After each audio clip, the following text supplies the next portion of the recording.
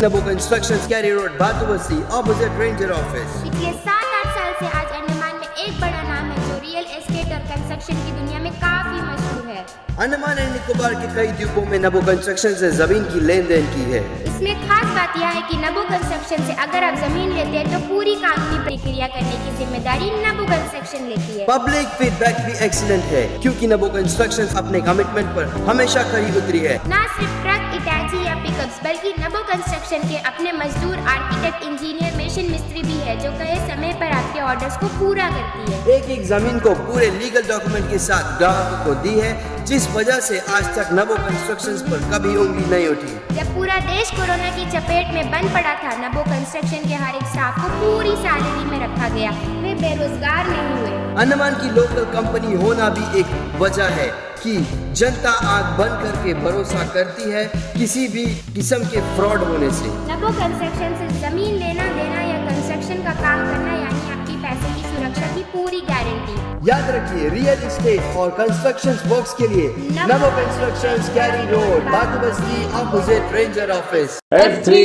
Ambience Mall आपके लिए लाई है एक और फैसिलिटी। अब आप F3 Ambience Mall में शादियां, जन्मदिन से लेकर हर किस्म की पार्टियों की भी बुकिंग कर सकते हैं। बेहतरीन लोकेशन, खूबसूरत डेकोरेशंस, उम्दा सर्विसेज और फर्स्ट क्लास हॉस्पिटैलिटी के लिए याद रखिए F3 Ambience Mall पहले ही दिन से लोगों के दिल जीतने वाली अंडमान में एकमात्र mall F3 Ambience Mall। Bookings के लिए स्क्रीन पर दिए गए नंबरों पर संपर्क करें। नमस्कार, मैं यामिन न्यूज़ अंडमान 24/7 में आप सभी का स्वागत करता हूं। इस वक्त हम जंगली घाट वार्ड नंबर 6 में खड़े हैं और आयुष हॉस्पिटल जंगली घाट उसके पीछे वाली जो गली है वहाँ पर एक और मामला सामने आया है। 2 दिन पहले हमने एक रिपोर्ट बनाया था कि लो लाइन एरिया होने की वजह से जो है यहाँ पे ज़रा सा भी पानी, अगर बारिश आती है तो पानी जम जाता है। यहाँ के लोगों को बरसात के समय में बहुत दिक्कतों का सामना करना पड़ता है। यहाँ की अगर जो ड्रेनेज है, नाले हैं, वो अगर ब्लॉक हो जाए तो ड्रेनेज का पूरा पानी जो है वो इन गलियों में, यहाँ की गलियों में भर जाता है और घरों के सामने, यहाँ तक कि जो घर थोड़े निचली ज़मीन पर है उन घरों के अंदर तक भी आ जाता है और बहुत ही गंध आती है इस नाले के पानी से। इसका आप अंदाज़ा लगा सकते हो। गंध एक अलग बात, वहीं आप समझ सकते हो कि गंदे नाले का पानी अगर आपके घरों के सामने रहे या घर के अंदर घुसे तो फिर आप लोगों को किन किन बीमारियों का सामना करना पड़ सकता है। जहाँ पे छोटे छोटे बच्चे हो या बड़े बुज़ुर्ग हो, हर किसी को इन तकलीफ़ों का सामना करना पड़ता है। इसकी एक बड़ी वजह यहाँ के स्थानीय निवासियों ने हमें बताया, वो है ये पीपल का पेड़ जो मैं आप लोगों को दिखाना चाहूँगा।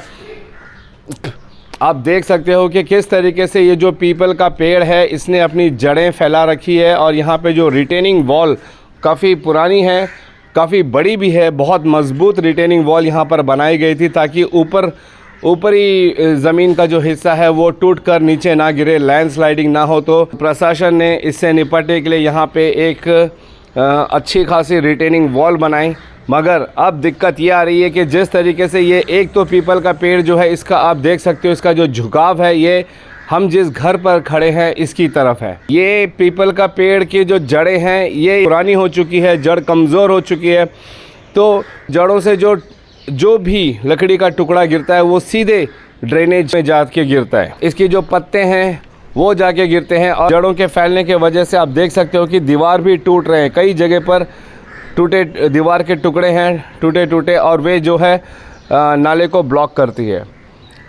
हमें 2 दिन पहले शिकायत मिली थी कि ये जो नाला है इसकी सफाई नहीं होती है और पूरी तरीके से ये ब्लॉक हो जाता है, जिस वजह से नाले का जो पानी है ये घरों के भीतर आ जाता है और इससे गंदी बू तो आती है, साथ ही बीमारियों को भी न्योता देती है।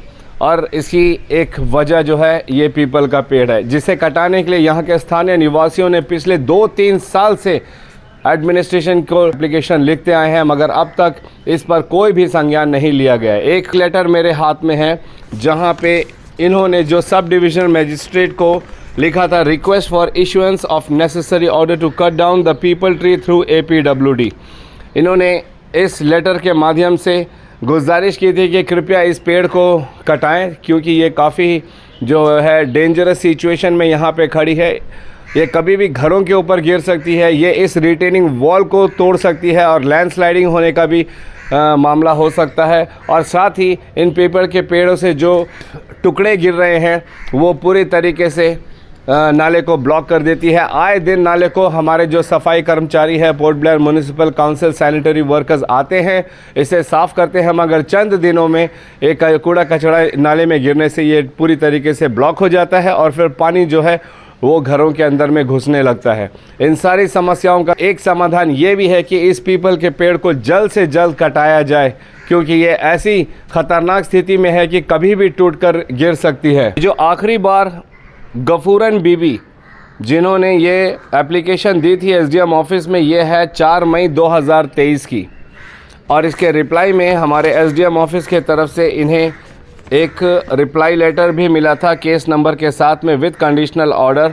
इस पेड़ को काटने का ऑर्डर भी दिया गया था और 28 जुलाई 2023 से पहले इस पेड़ को काटने का ऑर्डर निकला था, मगर आप देख सकते हो अभी 2024 2 जनवरी हो चुका है, मगर ये पेड़ अभी तक वहीं के वहीं है।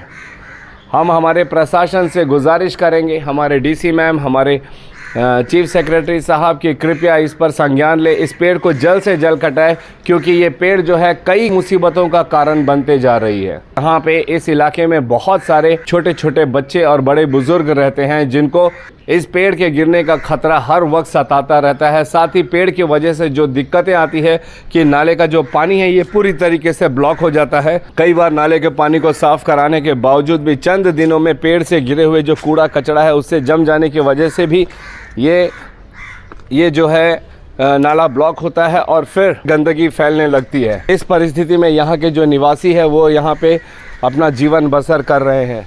हम इस वक्त जो है उस घर के छत के ऊपर है जहाँ पे आप देख सकते हो कि ये जो पेड़ है पूरी तरीके से घर का सहारा लिए हुए है। अब यहाँ के जो लोग हैं इनकी अपनी ज़मीन है, पट्टा ज़मीन है, इन्हें इस पेड़ के वजह से घर को बनाने में भी काफ़ी दिक्कतों का सामना करना पड़ रहा है। आप इस टहनी को देखिए, ये पूरी तरीके से जो है घर का जो रूफिंग पाइप है इस पर पूरी तरीके से टिक चुका है। इसका भार ज़्यादा होगा तो ये पूरी तरीके से घर के ऊपर आके गिरेगा और पूरे घर को तहस नहस कर देगा। जानो माल का भी खतरा रहेगा इस पर। तो हम गुजारिश करेंगे हमारे एडमिनिस्ट्रेशन से कि कृपया इस पर जल्द से जल्द संज्ञान ले और इस पेड़ को जल्द से जल्द कटाए। इन घरों की गलियों में आप देख सकते हो कि ये जो पीपल का पेड़ है इसके पूरे पत्ते यहाँ पर बिखरे पड़े हुए हैं। आप इन्हें जितना साफ़ करो प्रतिदिन जो है पत्ते गिरते हैं और फिर यहीं पे जम कर रहते हैं। तो हमेशा तो ये भी मुमकिन नहीं है कि हम अपने सैनिटरी वर्कर्स को हर रोज़ बुलाकर एक गली में काम कराएं। सबसे बड़ी बात यह है कि ऑर्डर निकलने के बावजूद भी अब तक 6 महीने पार हो चुके हैं, फिर ये पेड़ क्यों नहीं कटा। हम गुजारिश करेंगे हमारे एडमिनिस्ट्रेशन से कि कृपया इस पर संज्ञान ले और जल्द से जल्द इस पेड़ को कटाने का बंदोबस्त करें ताकि यहाँ के लोग जो है सुरक्षित और स्वस्थ महसूस करें। इसी उम्मीद के साथ और कैमरा पर्सन दीपिका सोनी के साथ मैं यामीन, न्यूज़ अंडमान 24/7। नमस्कार।